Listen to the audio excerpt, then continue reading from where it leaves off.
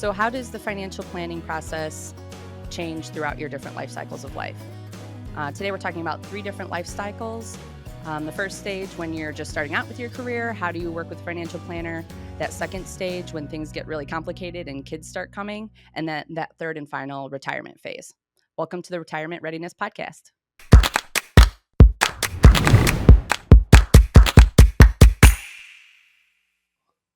Okay, so today we're talking about different life cycles Yes. and what that Which, looks like with a financial planner for each. well, I feel like you and I kind of embody different life cycles, I know. right? And we talk about that, even though, yeah, I know we're what 13 years apart in hmm age, and being my younger sister, you would think that we're closer in life cycle, but I don't think we'd be farther apart, Well, right? 13 years is different life cycles anyway, but you started so when you were so young and I started on the little later side. So I feel like that gap widened even more with where 100%. we're at in life. Yeah, yeah, So yeah. So I think that we kind of naturally have that perspective, but to be intentional and think about all three, like, because as you think about it, it's really kind of three different phases. phases.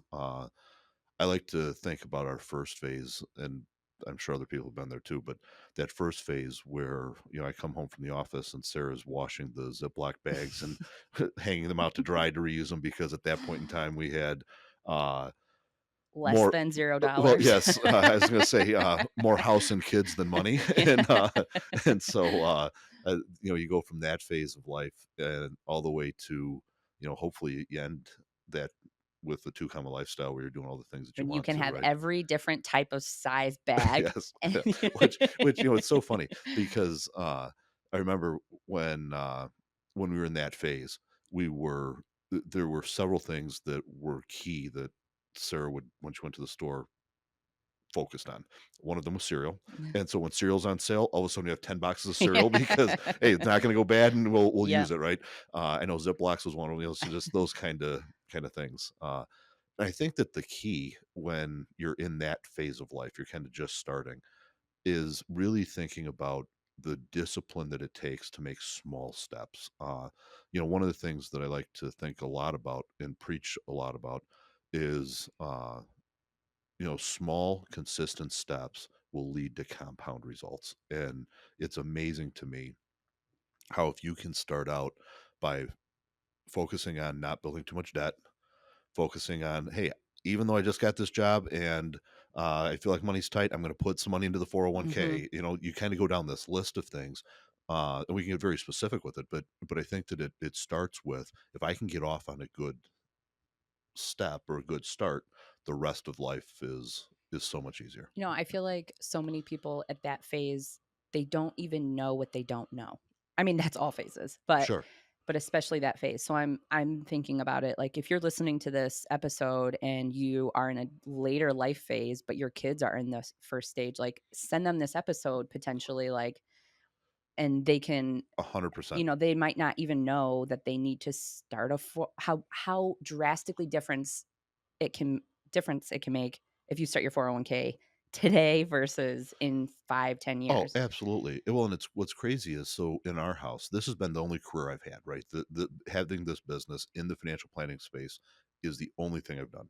So my kids probably have picked up more than the average kid Definitely. just in what we're talking about around the house and hearing about the business and all that kind of stuff.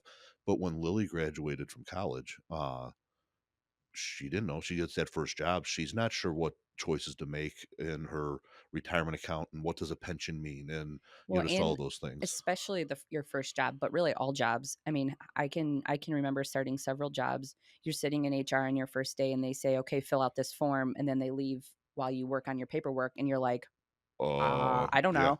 And you literally don't know what you're filling out. And then it's gone. And you don't even remember that on your first day you filled out anything about your 401k. Yeah. And now you're looking back and it's 10 years ago and you're like, oh, yeah, I did fill something out. Like, hope I filled it out Right. right. Yeah, no, for sure. And there's a great book, that I, of course, don't remember the exact title. It's called like the Critical Decade or something like that. It's all about people in their 20s and how what you do during that decade will set you up financially so well for the rest of your life. And it really comes down to some of those basic blocking and tackling things that when you're 45 to 55, you've done enough and it's second nature. but you don't think about your kid who's 22 just getting started, who it's not second nature, and you can really So help them with. maybe some like quick hit things, like a quick 3 bullet points of something So that somebody so can. first thing is tell your kids, uh, you've never made this money before in your life. It seems like you need to spend money. It seems like you need to pay. You're not used to making a couple $1,000s a month or several $1,000s a month. Start with 5% going to the 401k. Don't even see that money because you're not used to having it come in anyway. Yeah, don't Just miss it. don't miss it. Yeah. Just get it started. Uh, So they should max out their, whatever the especially if their company is employer gonna is gonna whatever they're gonna match. match, you have to do that. Do a minimum of 5%. Uh, then along the same lines of that 401k, every time you get a raise, split it. So what I mean by split it, let's say your company says we're giving a 3% cost of living increase. Take 1.5% of 3%, take that home. Increase your 401k contribution from 5% to 6.5%. Mhm. It's the same thing. You've never seen that money. You're not going to miss Not that gonna miss money. it. And you're still giving yourself a little You bit get a on the little bump. paycheck. So you do get a little bump. And when you do that, all of a sudden, if you can start doing that when you're in your early 20s, you're going to look up when you're hitting your early 30s, have a large chunk of money that's being saved every year, and have a good size balance inside of that 401k already. So we would say that that's kind of step one in the long term success. Step two is be extremely diligent about managing your debt. I think you and I have talked before. We had a cousin of ours when he was in college. I went to visit him at his apartment, and he's got this new TV. He's got like Oh, new no. stuff in his living. I'm like, dude, how'd you get that? He's like, put on my credit card. Dude, it's like $50 a month. I Yeah. could oh my word, Oh, like, like, no, yeah, it's n if it maybe feels too good to be true, yeah, it usually is, it right? usually is. Yeah, yeah. So manage the debt, right? Make sure that you're not getting out of control with that. Or And even I remember when I graduated college, I told Alex, I think I even told you, like, it just feels like my student loans aren't moving. Well, it wasn't set up to be paying the highest interest first, first. yep, So even just looking at those small things of managing that debt of, and then went so much faster once I got it, yeah. those kind of set up Oh, yeah, which really kind better. of, sort of to talk that through a little bit, if you do, let's say you come out of school with some student loans, you look and say, "Okay, which of these loans has the highest debt?" Hmm. Everything extra, and this doesn't have to be student loans, it can be credit card debt, it can be auto loans, anything that has that highest level of debt, I put all extra money towards the highest interest rate.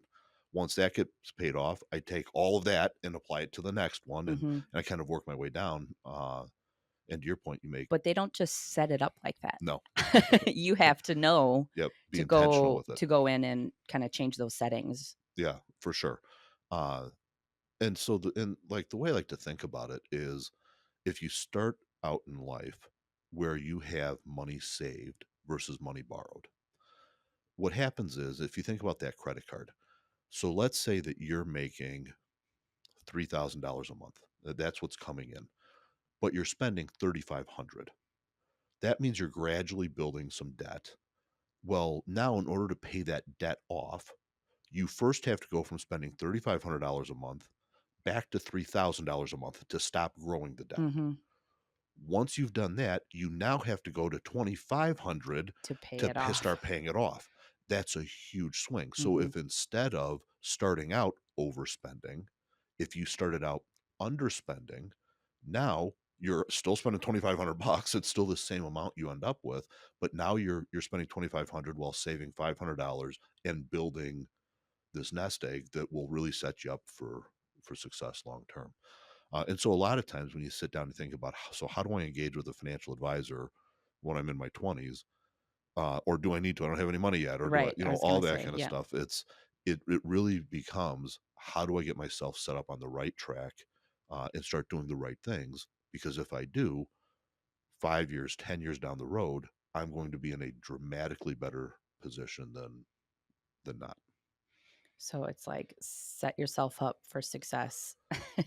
The 100%. that critical decade, It like is. you said. I mean, I know that's a title of a book, but it truly is like It is. the It is a critical. critical. It is. Well, and there too, you think about that's uh, it's probably everything in life. how you start is how you end, right? Mhm. Is one of the things that I like to keep in my mind. And so when I think about that, your teachers and parents probably told you before you sit down to do your homework, make sure you have a clean workspace, make sure you have all the materials you need, make sure you have, and it's the same thing with this. If you prepare yourself well, then you'll succeed well.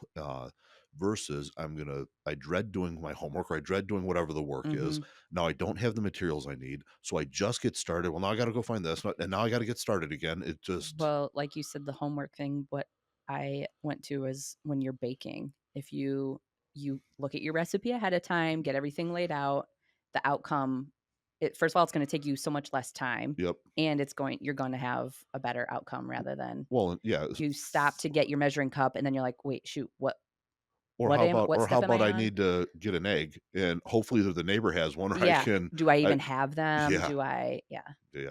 Coming from somebody who owned a bakery, that sounds like you've got some Yeah. experience I've in. I've done both ways. Yeah. Okay, so in the first phase of life, make sure your 401k is set and make sure you're Managing your managing your debt debt. and really kind of building that nest egg, right? So you can set that foundation. Uh, you do those Saving 3 more than things, you saving more than you earn. yeah. And when I say talk about saving money, uh, yes, so think about your money in 2 different buckets at this stage. The first bucket is my long term, I'm building for retirement. That's the 401k.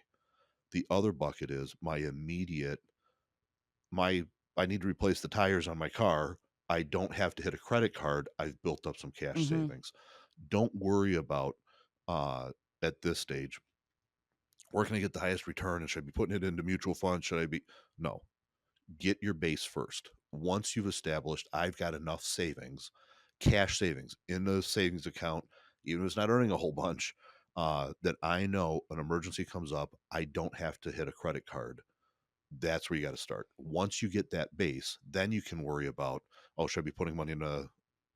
So is a base like 6 months of expenses in an account? So, like the way that I would like to think about it is, rule of thumb would say 3 to 6 months worth of expenses, but that's not a whole lot of fun. And how do I manage getting 3 to 6 months if I have debt, right? So how do I manage all three of these? Mhm. And so the way that I like to encourage people to think about it is, uh 401k is a given. No matter what, sign up for it. If you're managing some debt, uh you cannot start paying your debt down faster than minimum until you have a cushion, have that Mhm. backdrop. So start by building up your savings while you're paying minimum payments on your debt, and set a number. Typically I tell people set it around 5,000 bucks. You get $5,000 in a savings account. Now stop saving for a little while and start paying down your debt. Okay. If you have an emergency that comes up that you have to dip into that $5,000, well, then stop paying on the debt and build up your $5,000 again, and kind of go back and forth. As you get further along in life, as your income starts to grow, as you get more comfortable paying down your debt, now look and say, well, maybe my minimum isn't 5 anymore. I'm going to bump it to 10. Let me start building that. But it's got to be this balancing act between I'm saving enough and I've got enough of a backdrop or enough cash that if an emergency comes up, I'm not hitting the plastic. Because again, now we're back to, if I'm in the hole, I have to cut back my spending just Mhm. to break even. Plus now I have to pay it. It compounds. And so Okay, so you're saying even if you have debt, even if are putting money on a credit card, sign up for 401k. Like you a should be hundred doing that percent, no matter 100%. okay. Yeah. Yeah. And again, it goes to small steps lead to compound results. And if if you wait to start putting money into a 401k until you can afford it, You're you'll never going to never will afford do it. it and Exactly. Yeah. Which even though I think about that with Sarah and I, when we had the kids, we, it was our value proposition for our family for her to stay home and not to work. And so that was like, we're doing it. And we pulled the band-aid off immediately. We said, once we have Lily, Sarah's not going to go back to work. If we would not have done that, she would still be working today, right. because there is never enough, Yeah. right? And it's the same thing here. If you wait till there's enough, it ain't gonna happen. for anything. Yeah, Yeah. for everything. Look, I mean, that's why I still eat an ice cream cone a night or whatever, right? Like, "Oh, tomorrow," Yeah. and it just always becomes It's tomorrow. yeah. Same thing, "Oh, when we have enough money, we'll get married. When we have Yeah, enough money, we'll" yeah. you just have to make You have to mm, say, "We're doing it. what Let's our move forward." priority is, let's And do it. and really, when you think about that, I kinda think about that with, the fishbowl too, right? So when we talk about that fishbowl in life where you're all of us is living in our own fishbowl that is controlling, constraining what we think we can or can't do, sometimes you just have to jump out of the bowl, right? So for 30 years, I've talked about I want to be a pilot. I want to be a pilot. Um, and then I'm like, you know what? I'm going to be saying this for another 30 years. It's just pull off the Yeah. band-aid, get out there and do it. And so it's not just with money, it's with I a lot think of what things I in life. struggle with the fishbowl is I'm I can jump out, but then how long until you like make your new bigger fishbowl? Because there's several times where I'll jump out and I'm in these growing pains position of, okay, is this just, do I need to acclimate and get used to it and succeed and get better at this? And this is the right choice? Or do I need to jump back in this, Yeah. my old fishbowl? Uh, Like not reverse, working. It's reverse. not, Yeah, yeah. like I think that's a Oh, it's super hard, and it's hard to know, right? hard to know. I think that the biggest thing for us is you have to do it kind of on feel, and there's a certain amount of pain you have to go through. Every if you're going to grow, it's going to be painful to some degree, and so it's really a combination of how big is the reward for how much pain do I want to go through to get it to happen. But you're right. I mean, that's hard. It's It's hard hard to to know, know. like, okay, do I need to just have some stick with itness, Yep. or when do we pull the cord here Yeah. No, for sure. and jump 100% back in and our jump back in. Yeah. bowl? Yeah. I guess if you're wanting to jump back in your small fish bowl, it's probably the sign you should not. Yeah. Oh, yeah, for sure. I say that all the time. It's like, okay, right now, what should I be doing? It's probably the thing I'm most scared Dreading, of or yeah, most like that's usually always the answer. yeah. So Okay, so this episode is going to be long if we keep getting on that's these all right. little People like to tangents. look at you, Katie. I mean, Yeah. the yeah, and so but I think that so once you kind of graduate out of that first phase of life and you start getting into really kind of the craziness of life, which I think you and Alex are kind of We're starting to living, get right? there, yeah. Yeah. Uh it's that middle time where you're like, okay, it used to be I didn't have enough money. Now I have enough for the things I thought I didn't have enough before, but I have so many more demands on my money. I've got kids that are doing things or a bigger house to pay for, or you just kind of go down that list, and it's like, what do I do now? Yeah. Um, And I would imagine that this phase is kind of, you're starting to get more involved with a financial planner. Like you do have some more money. You are starting to make those decisions like, okay, should I be investing it in different ways than, we have a little bit more saved. So Yeah, well, uh, and really, there's a I don't know what do they call it, a moniker or whatever, where you've got uh in the industry, and it's one that I don't know if we should talk about to people that aren't in the industry, but it's called Henry, right? We talk yeah, about it internal behind the scenes all the time, and Henry stands for high earner, not rich yet, and that's kind of where a lot of these people fall, right? yeah, They're saying, hey, I've got some stuff going on, I've got some wherewithal. How do I get rich? How do I get to the two comma life? Because I'm a high earner, but I'm not rich yet. Um, and so as we think about that, it's not just how do I do that, but it's also you have a slew of other problems, other responsibilities. So for you and Alex, as you start having kids, what happens if you guys pass away? Right now, I got to worry about estate planning yeah. and how do I put together a trust and who's going to be my power of attorney and And do we who's start saving for college now? Do we, do I do it in a 529 plan? Do I, just all of those things mhm. start to uh, open up a Do little we bit. finish the basement and put a third bedroom down there or buy a new house? Yeah, exactly. Yeah, and if I buy a new house, do I buy a house where I think it's in a more affordable, lower cost place, or do I buy it where I really want to live and I Have to extend shell out a myself a little bit little bit more. more? Yeah. And how do I balance then what that means for my lifestyle? Mhm. Do I want to have discretionary income so we go on vacation every year, or do I want to put a pool in the backyard where I borrow some money and pay it down, and that's my vacation Yep. every year? Like all of those things start to come up. And I think that that's really where a financial advisor starts to step in and helps to set priority, helps to set strategy, uh, and helps Takes to that walk spaghetti through. and kind of Yeah. that puts Yeah, it puts makes some little things. sense out of it. Yeah. Yeah, for sure. I think it's also important, when you're making a lot of those choices inside your home, you're making emotional decisions, or there's more emotion attached to all those things, where it's nice to have somebody on the outside kind of say, like, "Yes, let's take that into account, but also here's some Here's some rash practical thought," type of stuff, yeah. kind of help you, like, take some of that out of it, I guess. Well, and I think too, in our business, the business of financial advice, you're as much counselor as you are financial advisor, right? Where sometimes you have a spouse that doesn't see on this eye to eye with you, right? Your Mhm. value proposition is different. And so sometimes having a third party who is disinterested can help mediate or, you know, walk through some of those conversations and help to Exactly. break through and have some decisions made. So So, some quick bullet points for middle stage of life? don't have kids. No, D I wait, did I say that? No, Yeah. no. The bullet points are as things start to change, you really need to start thinking about priorities and being intentional with those priorities.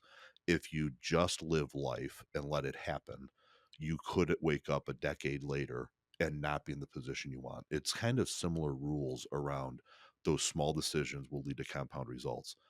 You can't think that I want to pay 100% for my kid to go to school all on us, but I haven't started saving when they're a baby, Yeah. right? That's too big of a goal to be When able they're to starting just to look at colleges, it's probably too too late. late. Yep.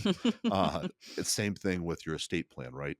Uh, it's not fun. It's hard. The hardest decision there, which I think you and Alex would agree, is who's going to raise the kids, right? Yeah. I have lots of people that I love, lots of people that I know love my kids, but I don't necessarily have lots of people that would raise my kids the way I want them raised. Or I think I've said this before on here. It's like, you don't realize, like, you don't really like anybody. yeah, Not when you're thinking about, like, no, yeah, for you to raise your kids. yeah. It's like, I know Sarah and I talked "Oh." about it. We're thankful now that the kids are kind of beyond that phase or Yeah. whatever. But when we talked about it, where I I love our family, all of our family. But when I start going through and saying, this is our value proposition, we want our kids to be raised by a stay at home mom. We want them sent to a parochial school. We want them to be able to be in sporting activities. What all of a sudden you go down the list, you're like, oh Like, well, shit, they I love don't the know anybody anybody, that yeah, fits that goes down that. checks all those boxes, right? Oh, they love the sporting activities, but they both work, or Yeah. oh, they want them to go to a public school, not a parochial. Like just you go down that Yeah. whole thing, and it's It's so crazy hard to check when all you those look at boxes. through the lens of taking over for my kids. It's like, oh, this is you think about things so differently. You do. So it is a hard You do. that's a hard conversation. And so when you think back though about like how does that relate to that first phase of my life? You're always kind of building the base. And so when I think about the base, I kind of picture it like a triangle. Uh and on that triangle, it's on the vertical axis. It's not a regular like a triangle, but there's a straight up and down, and then there's another part, right? And what I picture is on the vertical part of that triangle, I picture different pieces of life, and I think about as you move up, you get more lifestyle, more life.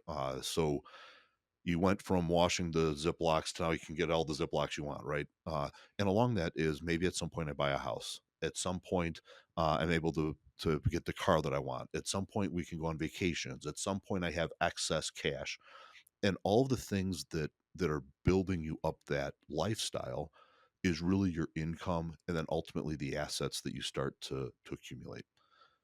Well, what you need to do is you need to make sure that I picture kind of your life at the top of that pyramid as a ball, and what's holding your ball up there is your income and your assets. Well, we need to make sure that if the income and assets go away, you don't go rolling It all doesn't the way crumble. down the pyramid, right? And so as I think about that, it starts to become in the beginning it was pay down debt, build an emergency fund. Now it becomes I need to have life insurance. Hmm. Something happens to me, I can't let my family roll down that hill.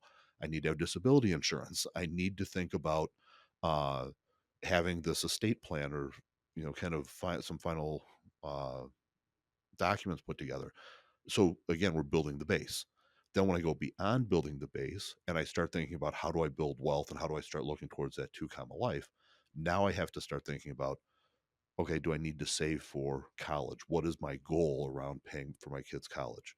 Uh, what do I do with my mortgage? Should I refinance? Should I buy a bigger house? You know, all the Mhm. things we were talking about, but those things are building, they're not protecting. And so step one should always be protect. Step two is start to build because it does you no good to start building if everything is wiped out. And the picture I like to think about with that is if I had my choice, right? I've got $50 that I can spend somewhere. And if I choose to put that $50 into an investment account, if something happens, I lose my income, I lose some assets, I got 50 bucks, not Right. going real far. But if instead I took that 50 bucks and I bought some disability insurance and I bought some life insurance and I died, now my family has all this cash that they can keep their lifestyle. Mhm. They don't just have 50 bucks in the bank. So protect first, build the base, I and then think start. that's a and when you talk about it, like, it makes so much sense, but that's a hard thing to swallow to look and say, like, "Dang, it costs so much money to have health or life Hmm. insurance." I feel young. I feel like it's hard to put money towards it, but, like, the contrast to that is is really hard to swallow Oh, if you don't. So, absolutely. but that's like it's the same thing with when you first start, building your 401k. It's like, okay, do it right away. You won't miss it. It's kind of the same thing with health insurance, life insurance. Start it when you're young, and then you don't have to That's right. miss that money. Well, and it's not even miss it. It's cheaper. It's easier to get. You just go down that list. And so, uh, the problem is that it's not sexy, right? Right. It's not Exactly. fun. It's Yeah. not like, Exactly. it's like you're buying your dad's Buick. Yeah. I don't want to do that. I want to buy my Tesla, Yeah. or whatever. And, uh, but if you don't, and that kind of goes back to kind of doing the hard things, Hmm. uh, dad used to always say there's no matter what job you have, there's always a toilet to clean. Yep. And that's really kind of this is part of the clean the toilet of financial planning.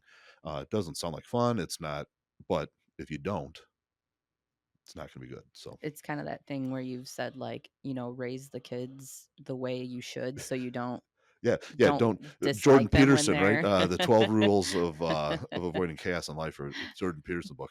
Yeah, don't raise kids that you hate, type of thing, and right? it's kind of the same thing, like, yeah, it stinks to put money towards this, but don't get in a position that you Yep. don't wanna be in Yeah. 10 years down the road. Absolutely.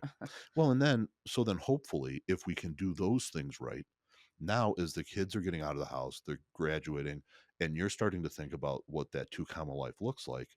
Now you can really start having fun, right? And not that you're not having fun along the way, but if you don't do those things, you're going to get to this phase of life and you're going to be miserable there too, Yeah. because you didn't do the things that you should have done to set yourself up for the So highest that degree of 3rd success. phase is really that 2 comma life It is. where we've kind of done head down, made right choices. Now we're kind of entering that phase of kids are leaving, I'm potentially retiring, I'm slowing down. Well, and to put that into perspective, I don't think that we have to wait till then to live the two comma life. I think it's the mindset of the two comma life should be with us throughout life. Mhm. I think about even us, when now that the kids are all kind of out of the house, what we've tried to do, and this is the right thing for the world according to Tim and Sarah Reagan. Everybody else might be different, right? But for us, the right thing was make sure that we have a balance. We have money that we're using to take care of what we need to take care of. We have money that we're saving for the future, but then we have money that really it's creating experiences, right? Yeah. It's being generous when we want to be generous with charity, with those things, but it's also we're going to take the kids I was gonna say on a tomorrow you're going we are. on We're heading out to 10-day, a trip out 10-day trip west. out west. Yeah. And it's like, how do I create those experiences while they're younger? And you don't have to spend money all the time to do that. Where we live, we're not far from a couple of state parks. You've got the Kankakee State Park and Starved Rock. Mhm. The number of times that we just said, let's hop in the car and drive and let's hike all day long. Yeah. In the Grand Canyon of the Midwest, I guess, right? Yeah. But let's go do those things. It doesn't cost me any money, but it creates those experiences. And it's the same thing. like you said, that's still to come a life. You're choosing to not work for the day. Take the day off and go with the kids. Oh, Um, well, and it's you talk about take the day off, our kids and I'm fortunate being a business owner, I have some flexibility over my calendar, but then that also means that you work Saturdays and Sundays too sometimes, yeah, but with that flexibility, the kids remember when I was the lunch monitor and read them books, right? Or yeah, they remember when I was the only dad that went on the field trip type of thing. Uh, that's part of the 2 comma life. It yeah. didn't cost me anything, but it's having the ability to do that. So as we enter this 3rd phase talking about, kinda now living the 2 comma life, I don't want it to seem like, "Oh, great. 2/3 of my life, it's head down." Right. I feel like it's building the 2 comma life, like setting yourself up for it. But then you're also it's in the back of your mind, Mhm. like it's coming through in everything that you're doing. 100%. And then I feel like it's maybe like blossoms in your Sure. third phase. For sure. Like And it's funny because we talk about that even with the difference in how we were raised, right? I got mom and dad's youth and you got their money, yeah, right? that's what Type dad of always thing. said. Yeah. Yeah. Um, and so now that you're in a position where so when you're younger and you're going through that second phase, the 2 commas maybe look slightly different. Now you have all of a sudden this freedom. And when I say freedom, you have freedom of time, freedom of money. Usually by this stage of life, uh, you have some more flexibility in what your Mhm. schedule can look like. And you don't have the kids that are demanding all this of your time. You also have this freedom of money. Your mortgage is getting paid off, and you've built your nest egg, and you don't have kids' college expenses, and you don't have the travel baseball and softball. You go through all of these things. And so all of a sudden, I have freedom of money, I have freedom of time, and now I can, as long as I've been diligent in my first 2 phases, now my 2 comma life can look different. And now I can do things that maybe I never thought I was able to do. Maybe I'll take guitar lessons, or maybe I'll uh, travel more. Just all of those kinds of things. It feels like it's like a kick in the pants. Like you get to this this stage, this phase, you have all this freedom and like your kids are gone and it's like if you could mesh all of this, all these phases Mhm. into one where you had the time and the flexibility and the resources and your kids are at home and it's like it feels like everything's always I know. I Well, guess that's maybe the goal is that's all part of the 2 comma life is that these phases are overlapping I think a though. little bit. I think though too. The way I like to think about it is it's those experiences that matter, right? Those are what make the 2 comma life possible. Mhm. Think about any vacation you've ever taken. You don't remember the perfect day. Right.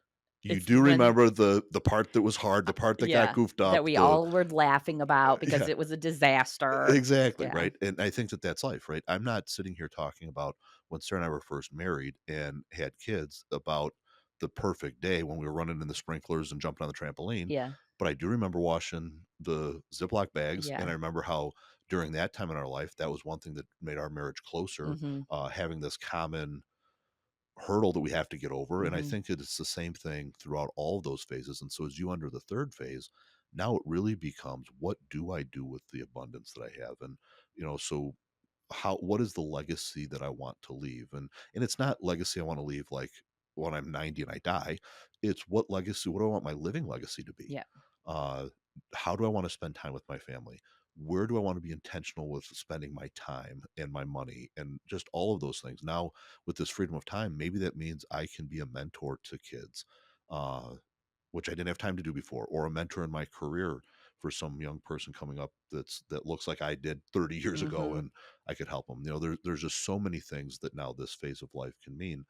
Uh, but it kind of goes back to the same things we're talking about in the earlier phases. Now I have to start thinking about how do I protect my assets so that I don't lose a bunch when I want to start withdrawing them for retirement. And so how do I lay the base and the foundation to have an income plan to Right. live that? How do I lay the base and the foundation so that if my health starts to fail, I've got some protection for this, whether it be long term care insurance or what have you.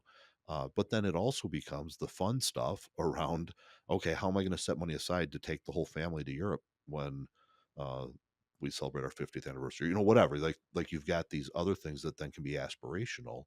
Uh, but it all goes back to protect and then build. I think is kind of the theme. And that's kind of each phase. I feel like there's a protect and build It is. to each phase. Looks a little bit different, but that's kind of the overarching. It is. Well, and what happens is now that I'm in that later phase and I've got some more discretionary money, I need to be really intentional about what taxes am I paying, Hmm. because that again is how do I protect my nest egg? I don't want to Right. lose a bunch to Uncle Sam. How and so the financial advisor relationship now starts to shift a little bit because it really becomes how do I build a distribution portfolio instead of accumulation? How do I really look at being tax wise and making good decisions there? How do I make sure that I'm being intentional in how I live my life for the next 30 years? So the living part of my legacy is what I Right. want. And then how am I intentional so that when I eventually pass away, that my legacy continues to speak what I want it to speak. And the way that I like to think about that is if you want to know what your legacy is going to be, all you have to do is look at your calendar and look at your checkbook. If you look at those two things, you will know exactly what legacy you're leaving. Where are you spending your most time Hmm. and where are you spending your most money? Um, and if those two things are not congruent with what you want it to be, then that's what your financial advisor can help you to do. It can say, how can we get these things in this phase of life to be exactly where you Rowing in the want it to same be? direction Yep. toward what we want it to And we're be back heading. to being a marriage counselor again, right? I Yeah. mean, where do both spouses want the same things, and Yeah. does that, how does that play out? Just all of those things. It's a big deal and fun deal. It's And exciting. fun. It is exciting. Yeah. And I always think it's so exciting that you get to decide. Yeah. Like, it's not just sit and watch what happens. Oh, 100%. Well, and we're talking too about, uh, I've shared that we're in the middle of writing this book, right? And what I'm, what's going through my mind, it takes all kinds of paths. You start down a path, you think this is what it is. You've got this like in the back of your mind, there's something there, right? There's Yeah. something that you want to say. And it morphs and everything. And I think what I'm really coming to is first I've got, like 10 rules that you have to know type of deal. But what I think it really comes down to is starting with this base that God will provide. Period. God will provide. Now that I have that base, that gives me the confidence to say I don't have to worry about it. It's not all on me. God, no, God may provide in different ways. So it Yeah. might not be the exact way I want, but I know God's going to provide. So now, what are the things that I can do that takes that base and starts to build on it? How can I save into my 401k when I'm young? How can I put money aside in a wise way to build my emergency fund? How do I get life insurance when at the appropriate times? Just all of those things. It's kind of me building off of this base that gives me some peace and some confidence that I can live in abundance because I know at the end of the day, God's going to provide. Now, what can I do To to maximize maximize that and to and do to the listen. yep and to listen and to do all that I can to be a good steward Hmm. with all the stuff that I've got. So You say God provides and it might not look what you want. And how many times have we heard like that little story like, "Oh, it's raining. God, send me a boat. Send me a yeah, boat." yeah, yeah, And exactly. and then it's a raft goes by. Not that, not Yeah, that, yeah, yeah, yeah, And yeah. God's What like, "I sent you Yeah, 10." what is that like when the hurricane comes through uh and the everything's flooding and the guy's on his front porch and the Coast Guard comes through and says, "Hey, Exactly. come on. Oh no, God's going to provide." And then Exactly. he's up on the roof instead of the Roof. porch and Yeah. then the helicopter and He's like, "I sent you a boat. I yeah, sent you a helicopter. yeah, yeah, Open your exactly. eyes." So, Exactly. it Yeah. might not look like what you thought or Yeah. Well, but be open to it. and sometimes I think that in this conversation, God's providing by giving people like Prairie View, and doesn't have to be Prairie View, but like us, that can say you don't have to go this alone. We can help you make good decisions and help you get on that 2 life journey. No different than some of the ways he provides is by giving you the right doctor at the right time and Right. giving you, like those are tools that he has. And so don't be bashful. We're not, no, I've never met a financial advisor that bites, and so, don't hesitate. Take some of the tools that And I are think there. it's kind of one of those things too where you said, what you're dreading most is probably what you need to do. Yep. So if you're dreading to sit down with a financial advisor or to really even be honest with yourself about where you're at, Yeah. it's Maybe that's causing so much more 100%. pain than it needs to. If you just kind of addressed it, you probably are going to feel you might be in a better 100%. position than you even think, or it's at least going to alleviate the pressure of. 100%. For more resources on how you can build your 2 comma life, head to our website, pv-wp.com.